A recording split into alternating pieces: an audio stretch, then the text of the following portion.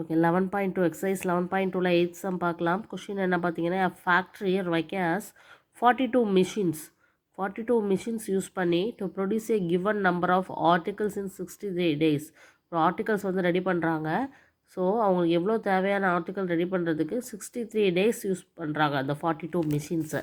So இங்கே எத்தனை machines use பண்ணுறாங்க, எத்தனை டேஸ் அப்படிங்கிறது தான் இங்கே கணக்கு. ஓகேவா? ஸோ 42 மிஷின்ஸ் யூஸ் பண்ணாங்கன்னா 63 டேஸில் அவங்களால அந்த ஆர்டிகல்ஸை ரெடி பண்ண முடியுது.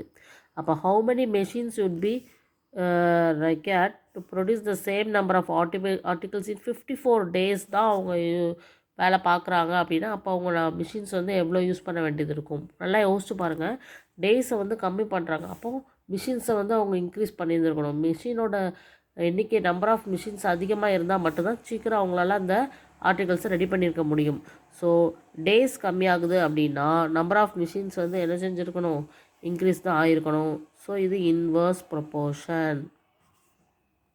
ஸோ இன்வர்ஸ் ப்ரொப்போர்ஷன் அப்படிங்கும்போது நம்ம வந்து டேரெக்டாக இதை என்ன தான் செய்ய போகிறோம், மல்டிப்ளை பண்ண போகிறோம். So 42 × 63 = x × 54. அப்போ நமக்கு x வேணும் அப்படின்னா 42 × 63 ÷ 54. ஸோ 2 டேபிளில் பண்ணி பார்க்கலாம். 2 2s are 4, 7 2s are 14, 2 2s are 4, 1 2 is 2, 9 3s are 27, 7 3s are 21, 3 3s are 9, 2 3s are 6, 1 3 is 3, 1 3 is 3, 7 3s are 21. So x is equal to 7 × 7 is equal to 49.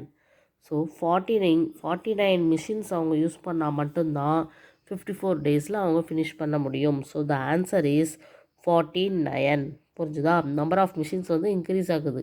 So 42லேருந்து 49 increase ஆகிருக்கு ஆன்சரில். ஓகேவா? So 49 machines use பண்ணாங்கன்னா அதே number of ஆர்டிகல்ஸை 54 டேஸில் அவங்களால ready பண்ண முடியும். So இதுதான் இந்த கொஸ்டின். ஓகேவா? Okay, thank you.